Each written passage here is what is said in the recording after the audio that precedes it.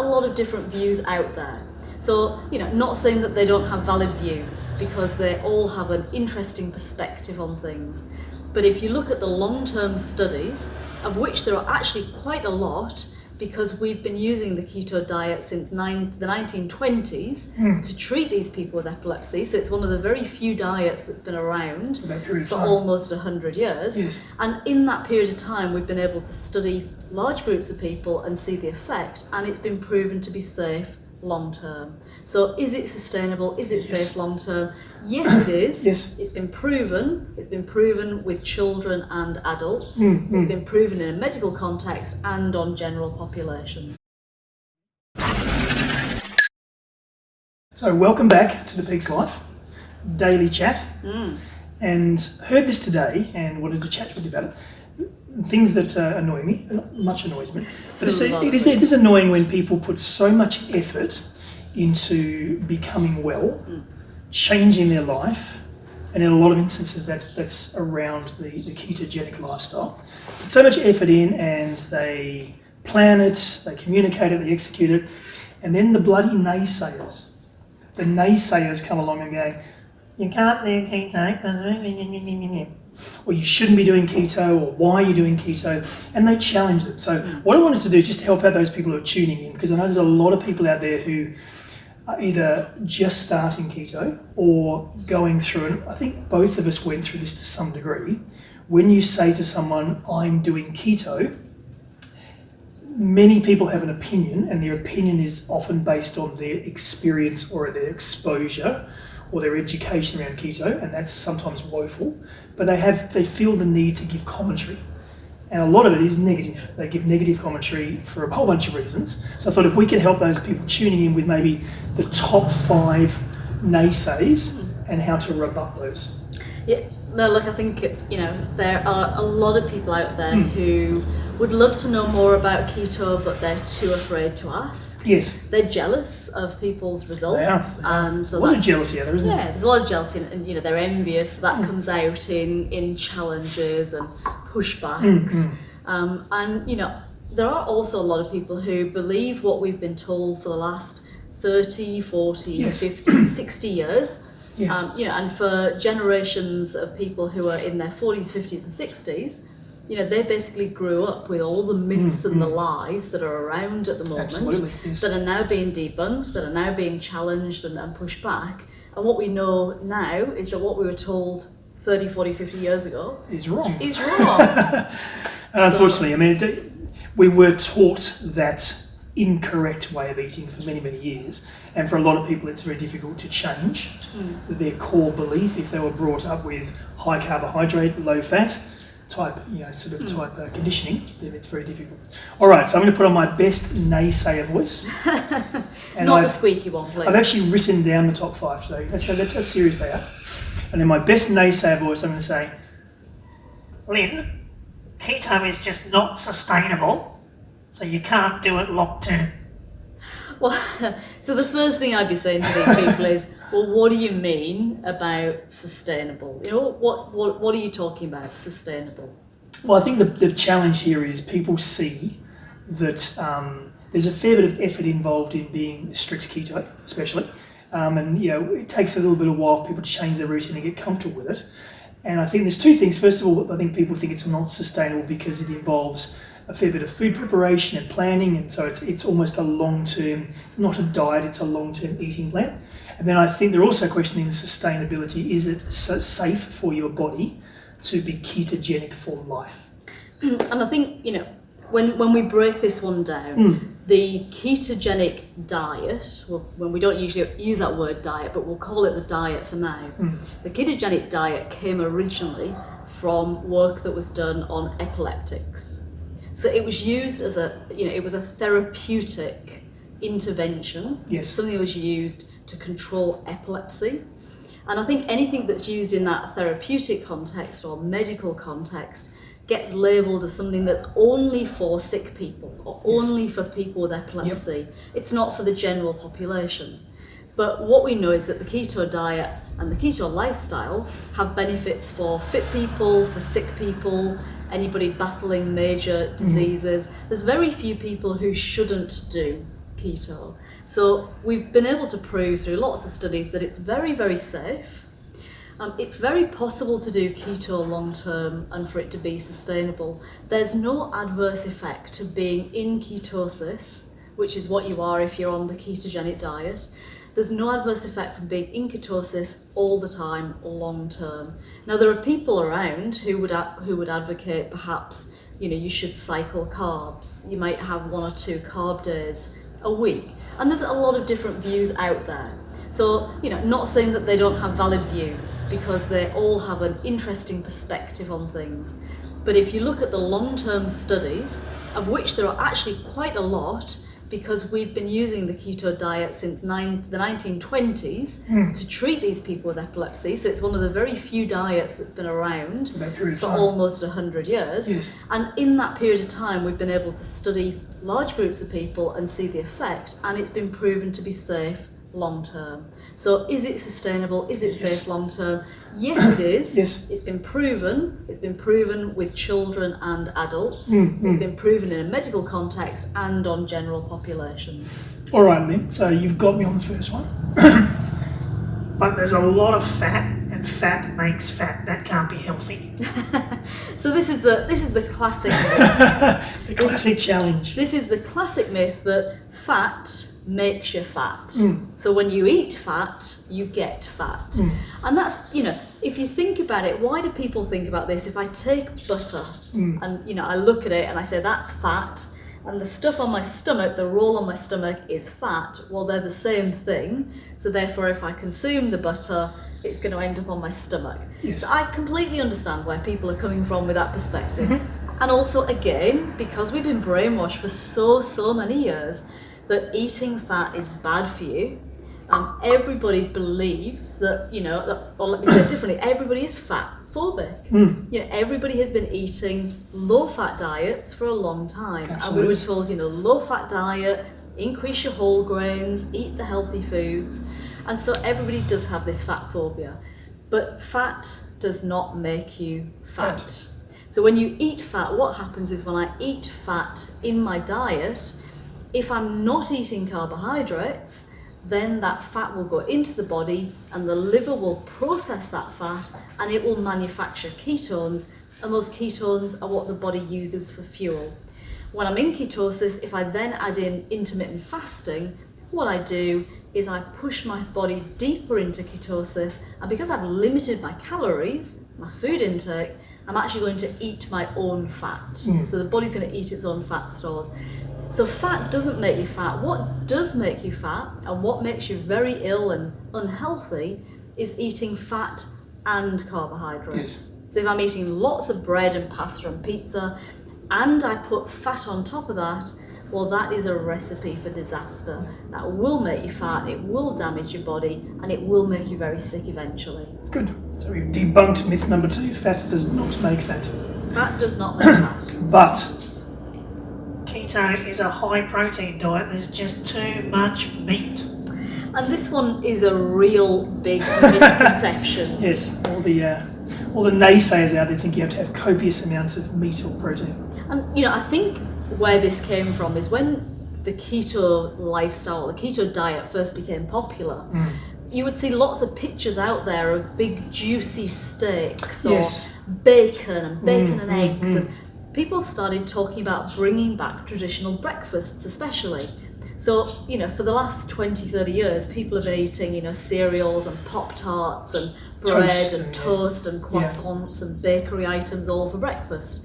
And, so everybody's got used to eating a carb-rich breakfast. So in comes keto, and people start, putting pictures out there and photographs out there of these beautiful traditional breakfasts, the bacon, the eggs, the steak, the sausages.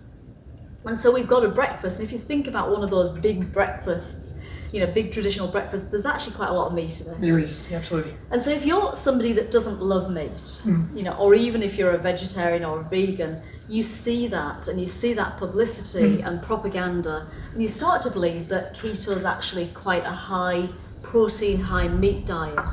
And because I think there have been diets that have come before it where people have said to lose weight, you need to eat a lot of meat.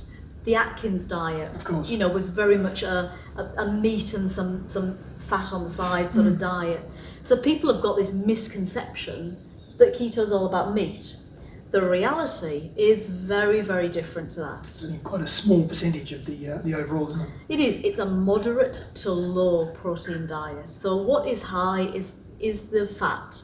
We take our calories in keto from fats, we remove the carbohydrates, and there's a bit left in the middle when we look at our macros, and that's protein. Yes. But to kind of put it in perspective, for somebody of my build, and I'm about 110 pounds-ish, so at about 110 pounds or about 50 kilos, the amount of protein that I would eat, or the amount of meat that I would eat, I would have probably at the very most 150 grams of meat. So not protein, 150 grams of meat in a day. It's quite a small serve, isn't it? So what's that? That's 6 to 7 ounces, let's say. It is quite a small serve, and I'll eat that either in one sitting or in 2 sittings. So maybe a bit at lunch and a bit with my evening meal.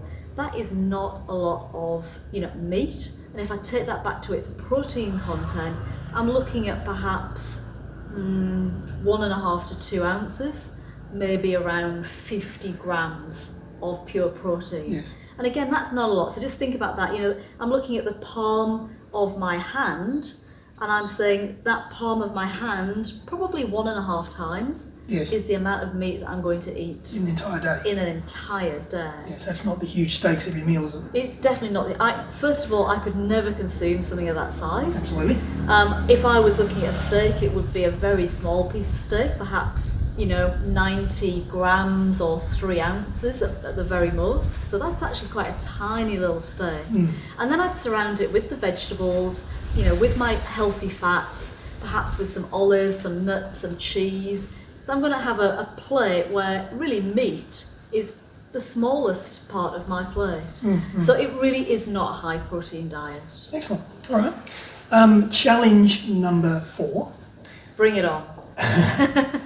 With keto, you don't get all the nutrients you need. And again, this one is I think a challenge that's been around for quite a long time. Not only in the context of the keto lifestyle, but also in some of the other lifestyles, like the Atkins diet, Yes. and maybe even paleo. So what people are saying is by cutting out food groups, you're at risk of nutrient deficiencies. Okay. So what they're talking about there is they're first of all talking about whole grains. And again, remember, we've been bombarded with information that tells us that whole grains are healthy, grains are healthy. And for absolute sure, there are nutrients in grains. But those nutrients are hidden in a protective shell that's almost impenetrable. So when those grains get into the body, the gut has a hell of a job to try and break them down and digest them. So good luck with getting your nutrients from the grains, because it ain't that easy. So grains, we're cutting them out, but to be quite honest, I'm personally very sceptical about what we take from our grains. Then we've got vegetables. So we do eat vegetables, and it's another myth that we could debunk. We do eat vegetables on the keto lifestyle. Some people do really well on vegetables, and some people just don't process vegetable fibre at all well. So for a start, not everybody's created equal.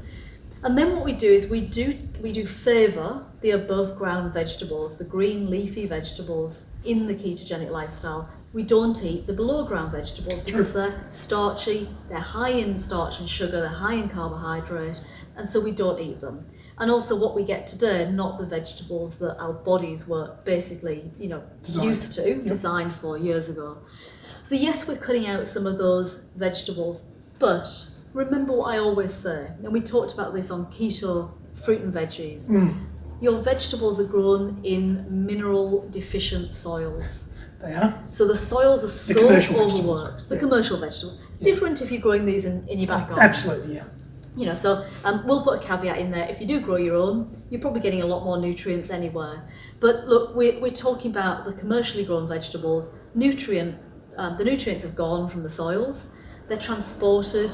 They're picked before they're ripe, and then they're stored in warehouses for weeks or months. Yeah. So by the time you actually get them onto your plate, There's nothing left. There's nothing left anywhere. Absolutely. Everything else, the minerals, the vitamins, we can actually get from the meats, the good quality meats, the grass-fed meats, from the healthy fats that we're having, from the nuts, from the cheeses. So it is absolutely possible to get all of your nutrients very easily on a keto lifestyle. Not only that, they're in a form that the body can actually digest and absorb and use. Yes. And just to add to that, just to give a little bit more pushback on those naysayers, because in the keto lifestyle, the keto diet, it's very, very good for inflammation. So it dampens down inflammation in the body. It really works hard to heal the gut of all the problems caused by the grains.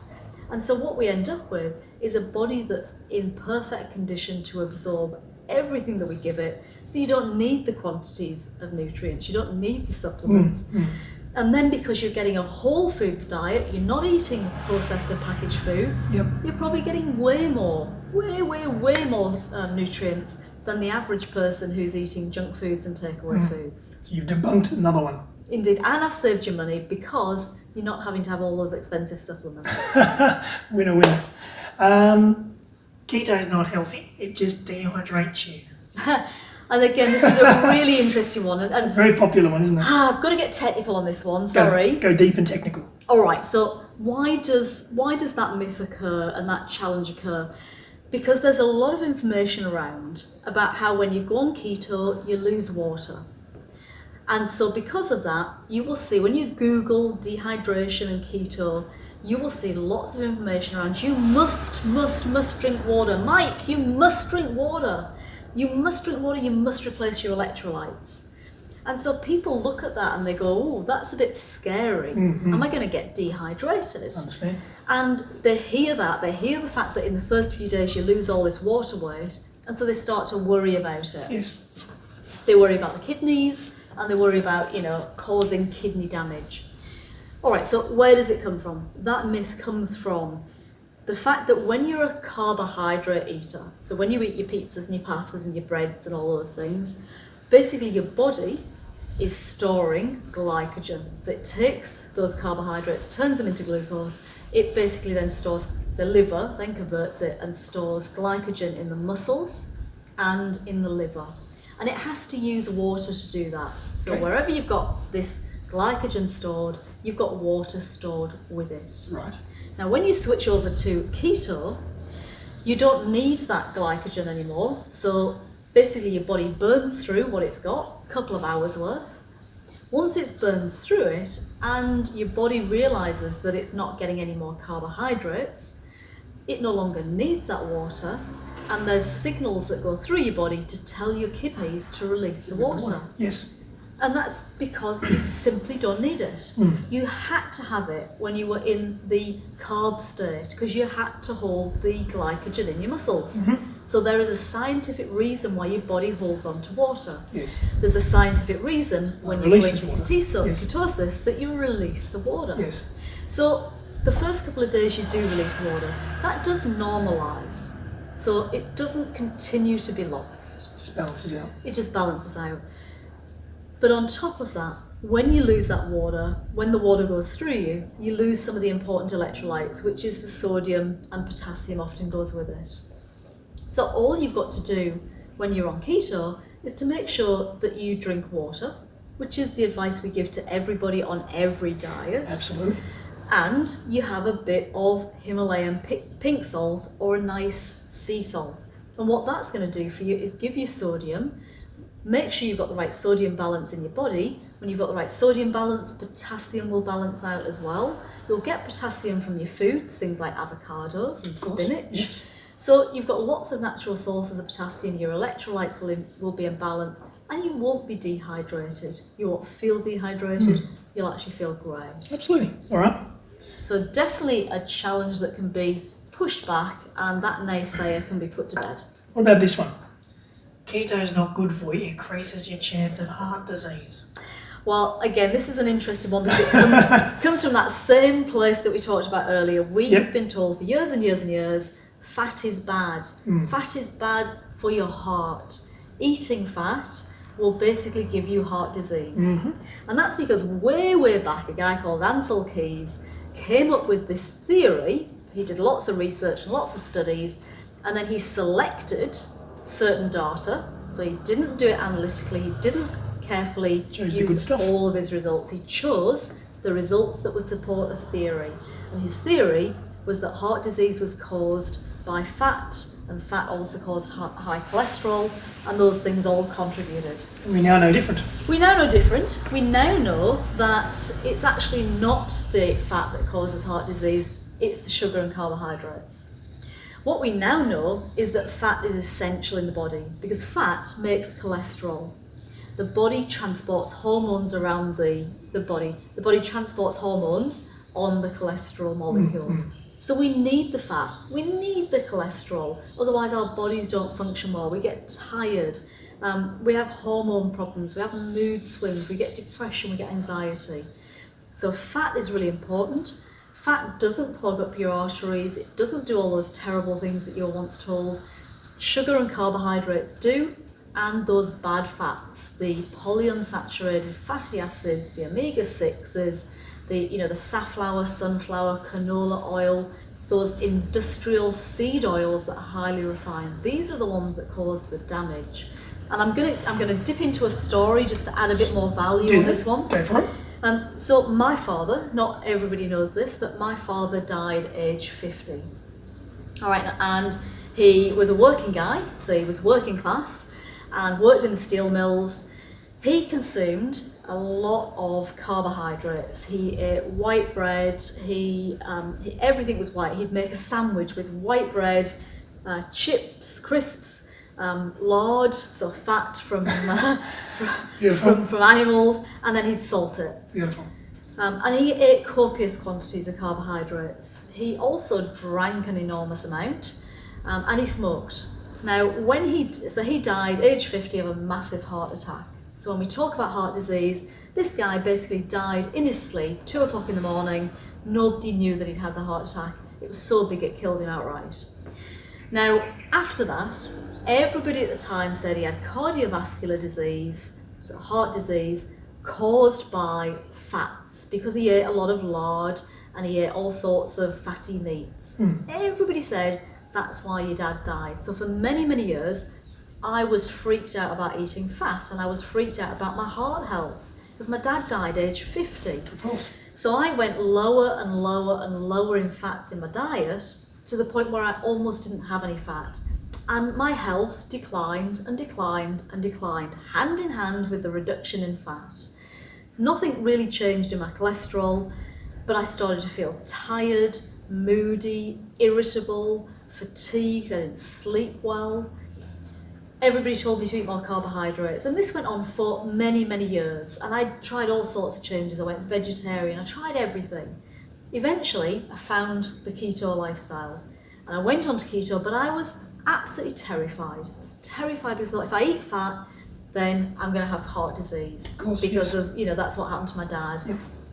But I read all the research, I read all the information, and when you actually read the proper research, the scientific studies, it's very, very clear that it's not the fat that causes it. If I go back to my dad's case, it wasn't the limited amount of fat that he ate, it was the fact that he smoked, he drank heavily, he would have 6 to 8 pints of beer a day, every day of his life, and he consumed enormous amounts of refined carbohydrates in the form of white bread, pasta, pizza, all of that sort of really nasty carbohydrates. He'd eat lots of starchy vegetables, lots of potatoes, and he would load up, because we weren't well off, he would load up on those cheap carbohydrates. Yeah.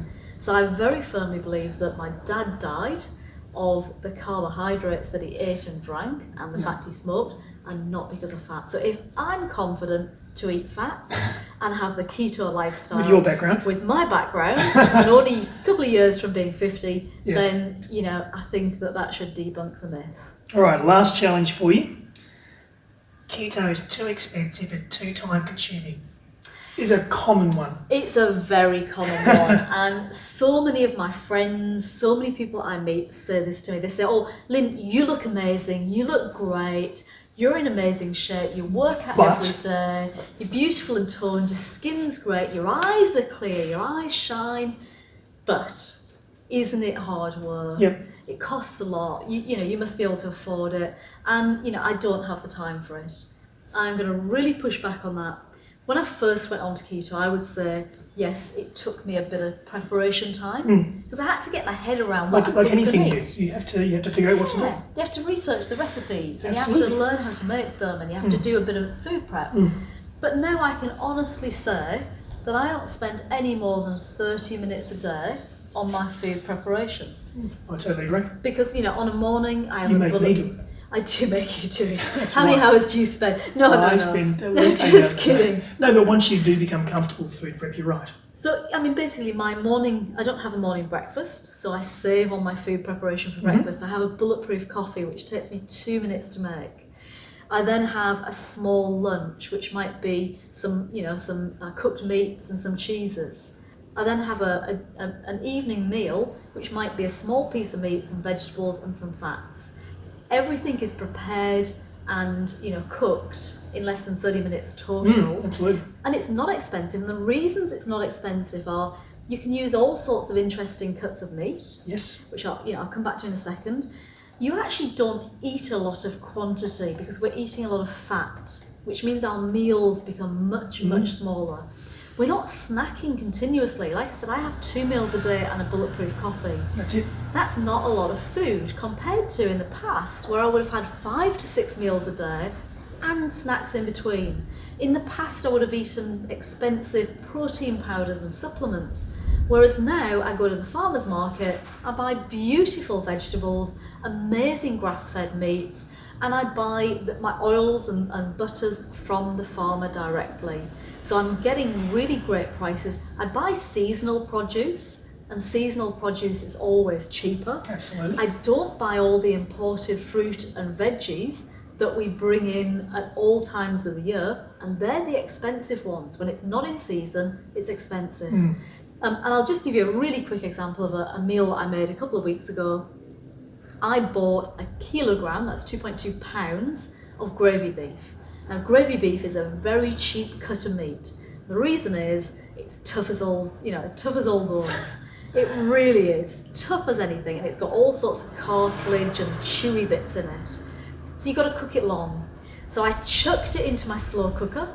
I added a bit of tomato paste, a bit of turmeric, lots of garlic, some mushrooms, salt and pepper, apple cider vinegar, a bit of water, and I cooked it overnight for 12 hours. The next day, it was melt in your mouth tender. The taste was amazing from all those beautiful ingredients that I added that were incredibly cheap. And it made 9 individual portions for me. Wow. So, and that cost me about $15 US. Okay. So $15 and I got my protein portion of my main meal for 9 days. Wow. So less than $2 a meal. All I had to do was add a bit of vegetables, small portion of vegetables, something like broccoli or zucchini, and some nice fat. So I add olive oil, and then I've got an amazing meal for about $2.50. Yep. And there's many, many stories of where, because you're taking those wholesome products, you don't need the large amounts. They're very rich. Don't need large amounts. There's lots of stories, and we play every day in the keto kitchen, and we create all sorts of little meals, and they're not expensive, and they're certainly not time consuming, and we don't prepare in advance. We don't. As I said, I used to, but I don't now. And I'm going to just add a couple of things onto that again, just a bit more value for the listeners. At the end of the day, you also will probably find you come off many of your medications. Yes. Many Very diabetics are finding that they're coming off their medications. Yep. You will probably find you do not need the supplements. And many of the supplements we take are filled with artificial fillers, flowing agents and all sorts of things. Yep. You don't need the expensive snacks. You don't need the pre-packaged snacks. We spoke about that, didn't we? We did. We did a whole episode on it. Yes. You don't need all the expensive protein powders, and you won't have the medical bills to boot. So when you take all of that into account, it's not only the food, the savings that you can make on all these other areas will really be quite significant. Your healthcare cost will come down dramatically. And your wellness feeling will go up dramatically. Indeed. So there's always going to be naysayers, and often I don't think we're ever going to get away from people who, as you say, are either jealous or ill-informed or mean well for the person, but they're just ingrained in their own belief and they have to provide their own commentary. But I think it's important, whoever is tuning in, going through this, where someone challenges their choice to go keto or follow the keto lifestyle, to be really proud and loud and confident and comfortable. This is a great way of eating, and anybody who gives the challenge, you've given some great advice on how to rebut the challenge, how to have those really healthy conversations with people, because if you just let the challenge go, you're really not helping that person understand anything about keto. But if we meet the challenge head on, so look, I understand your perspective, however, did you know that? And from research we now know, and that's what a lot of people think, but, and you can actually have some really good conversations, and you and I have both had conversations with people who have challenged us over the time around keto, and a lot of those people, as we well know, in the fullness of time are now becoming keto advocates because they've taken the challenge, they've done their research, they've reframed their thinking, they've realised that maybe there is something in the keto lifestyle, and they've become great keto advocates as well. And I think, probably some final takeaways are trust in the process. Yeah, absolutely. This gets results. If you want more energy, better sleep, a better body, better health, and to lose weight, then keto can do that for you. So trust it, trust the results. You deserve to get those results, and you will get those results. See it through. Yes, people are going to challenge you, but be absolutely confident in what you're doing. You're doing amazing things for your body. Give yourself 90 days, and then when people see you in 90 days' time, absolutely, when you're looking amazing, you're feeling amazing, I can guarantee they'll all want the same. And that's why so many of our friends and family have jumped onto keto. A little bit of a magic formula. So good luck. You can do it. Believe it. It will work. Challenge the challenges. Put them back into their cardboard box. Their cardboard see what box. See? Little keto joke. Little keto humour. We should stop now. Stop now, Mike. That's enough. Stop.